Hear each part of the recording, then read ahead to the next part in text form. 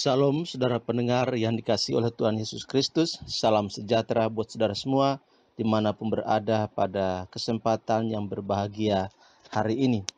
Pembacaan firman Tuhan buat kita pada kesempatan ini masih terambil dari kitab Mazmur 116 ayat yang ke-12.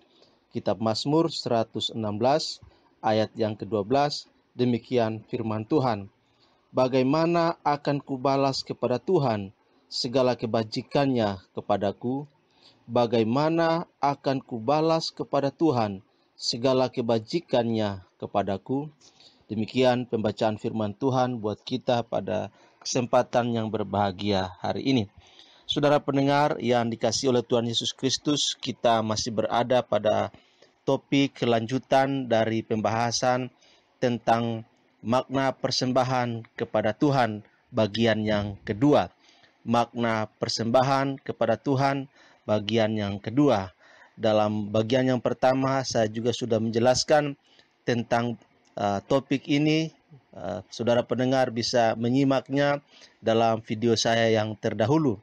Sedangkan pada kali ini sebagai lanjutan saya masih membahas tentang tema persembahan ini dengan satu tujuan agar saudara pendengar dimanapun berada, khususnya umat Kristiani, boleh memiliki pengetahuan yang benar tentang persembahan sehingga dapat melakukannya juga dengan baik dan benar, dan pada akhirnya akan berdampak positif untuk pertumbuhan spiritualitas umat Tuhan yang juga akan berdampak kuat bagi pertumbuhan gereja di mana kita berada. Saudara pendengar yang dikasihi oleh Tuhan Yesus Kristus, ketika Musa menuliskan peraturan dan ketetapan mengenai korban persembahan, ia tidak memikirkannya sendiri, melainkan Musa mendapat petunjuk langsung dari Tuhan ketika ia berjumpa dengan Tuhan di atas Gunung Sinai selama 40 hari. Hal ini dicatat dalam kitab Keluaran pasal 19 sampai 31. Itulah sebabnya dari kitab Imamat pasal 1 sampai pasal 7 kita melihat betapa detailnya perintah Tuhan mengenai persembahan korban yang harus dilakukan oleh umat Tuhan pada masa itu, yang masih relevan juga bagi kita pada masa kini. Nah, saudara pendengar yang dikasihi oleh Tuhan Yesus Kristus, ada 5 jenis kurban persembahan yang diperintahkan oleh Tuhan untuk dilakukan oleh umat Israel pada waktu itu, dan tentunya juga masih bisa kita adopsinya dengan makna yang terus tidak berubah di dalam konteks ibadah kita kepada Tuhan. Yang pertama adalah korban bakaran, atau dalam bahasa Ibraninya yaitu olah. Nah, saudara pendengar yang dikasihi oleh Tuhan Yesus Kristus, korban bakaran atau olah merupakan korban persembahan yang diberikan untuk menjaga agar api yang di atas mezbah Tuhan di kemah suci terus menyala, jangan dibiarkan padam.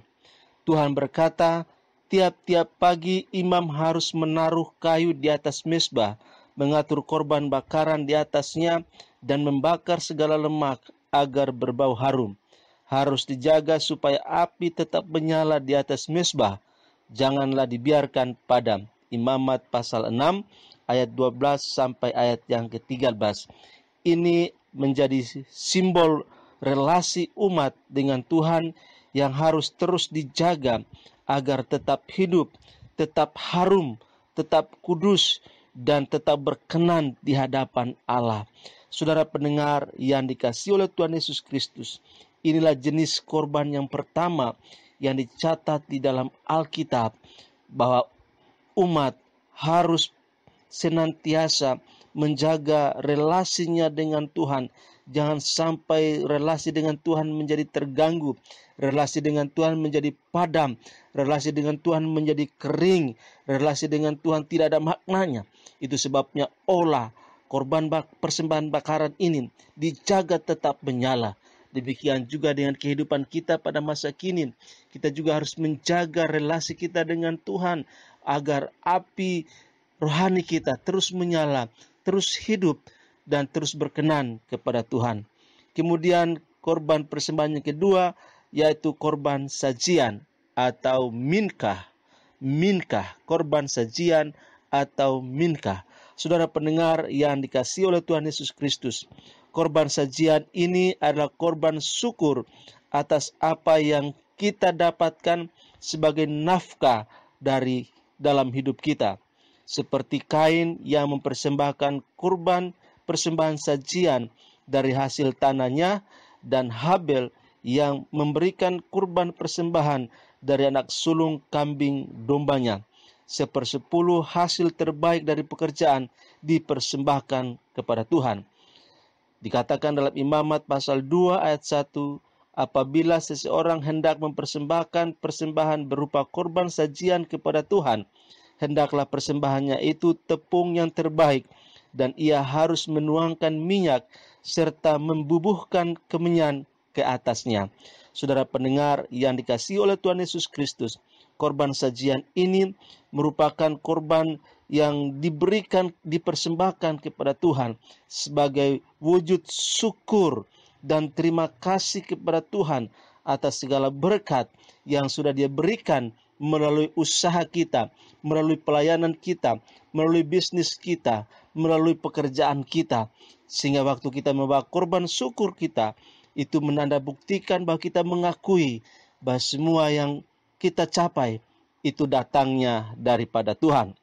Kemudian yang ketiga yaitu korban keselamatan atau korban perdamaian, sefak dan selamin dalam bahasa Ibrani-nya. Dalam Kejadian pasal 31 ayat yang ke-54 dikatakan, dan Yakub mempersembahkan korban sembelihan di gunung itu.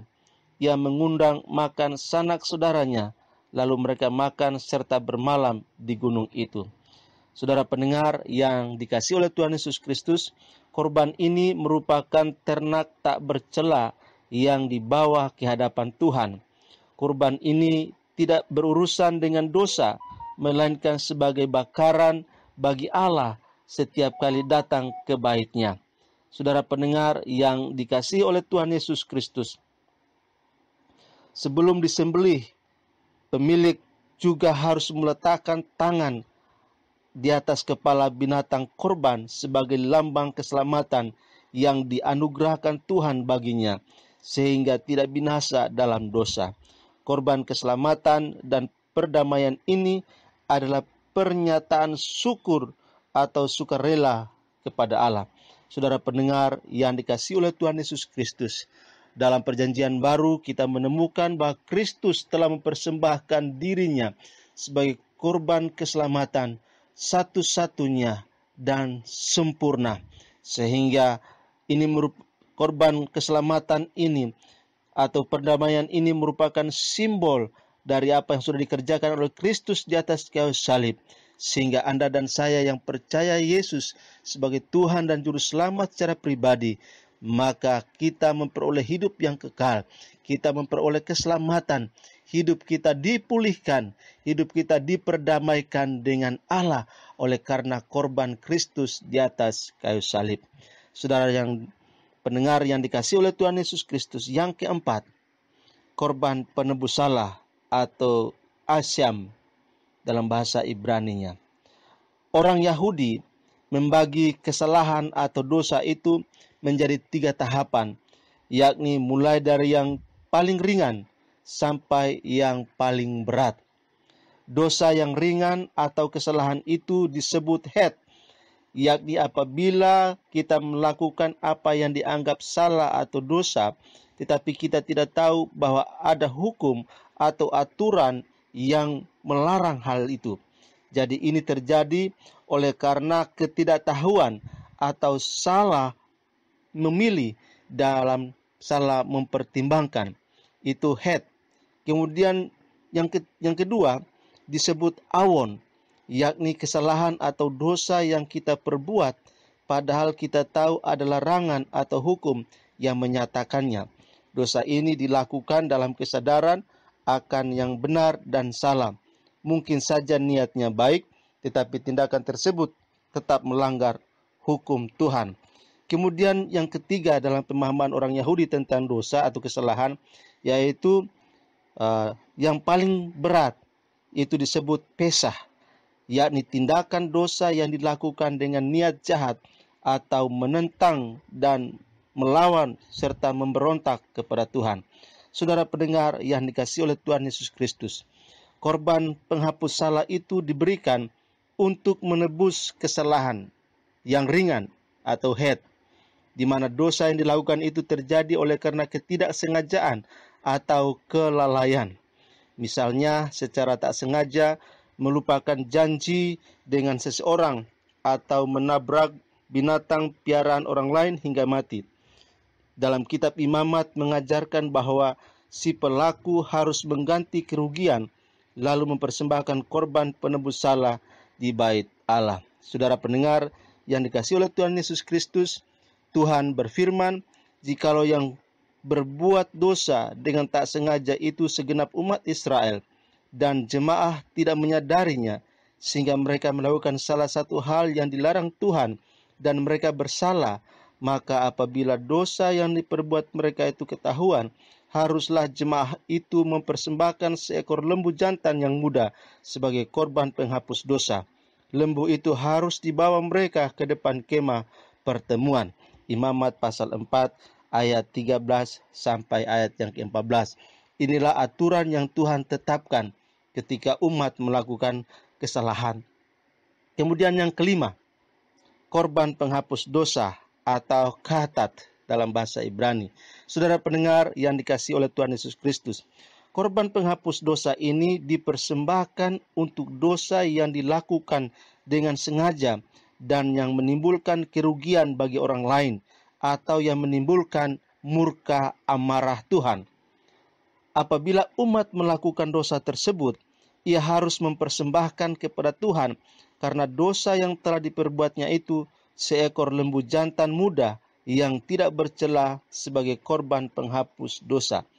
Ia harus membawa lembu itu ke pintu kemah pertemuan ke hadapan Tuhan. Lalu ia harus meletakkan tangannya ke atas kepala lembu itu dan menyembelih lembu itu di hadapan Tuhan. Imamat pasal 4 ayat 1 sampai ayat yang keempat. Saudara pendengar yang dikasihi oleh Tuhan Yesus Kristus, tindakan tersebut melambangkan kesadaran manusia, termasuk para imam, akan dosa lalu bersedia mengakuinya.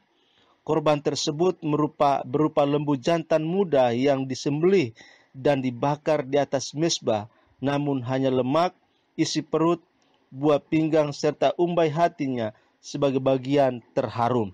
Sedangkan seluruh bagian lain harus dibakar di luar perkemahan, karena kemah pertemuan tidak boleh dicemari. Jadi Musa mencatat lengkap dan detail semua jenis persembahan kurban dalam satu kitab khusus yang disebut kitab Imamat, agar umat memahami 3 hal penting tentang persembahan, yaitu yang pertama, persembahan merupakan gambaran khusus dan kudus relasi manusia dengan Tuhan, dan hal ini harus terus dijaga, tidak boleh padam. Kemudian yang kedua, persembahan mengingatkan betapa manusia itu rapuh, lemah, mudah jatuh dalam kesalahan dan dosa. Manusia memerlukan pengampunan dan pemulihan dari Tuhan secara terus-menerus. Dan yang terakhir, yaitu persembahan kurban harus dikerjakan dengan serius, dengan sungguh-sungguh, dan dengan kurban yang terbaik. Tidak boleh kurban yang cacat. Saudara pendengar yang dikasihi oleh Tuhan Yesus Kristus, demikian pembahasan saya berkaitan dengan makna persembahan kepada Tuhan bagian kedua dalam video ini. Kiranya semakin bertambah pemahaman, pengetahuan saudara tentang persembahan yang dicatat di dalam Alkitab, baik perjanjian lama maupun perjanjian baru, sehingga hidup kita semakin lebih sungguh-sungguh, lebih serius lagi untuk melakukan persembahan, memberi persembahan kepada Tuhan di rumah Tuhan, sehingga semakin hari kita semakin dekatkan diri kepada Tuhan, semakin hari semakin taat kita melakukan firman Tuhan. Sampai bertemu dalam video saya selanjutnya. Nantikan dengan sabar, saya mempersiapkannya, dan biarlah saudara terus diberkati oleh Tuhan lewat setiap materi firman Tuhan, topik-topik yang saya bahas dalam video ini. Dan jangan lupa, jika saudara mendengar video ini, sharekan kepada keluarga, kepada teman, kepada media sosial saudara, sehingga orang lain juga boleh mendapatkan berkat dari dalamnya. Sampai bertemu dalam video selanjutnya. Tuhan Yesus memberkati dan shalom.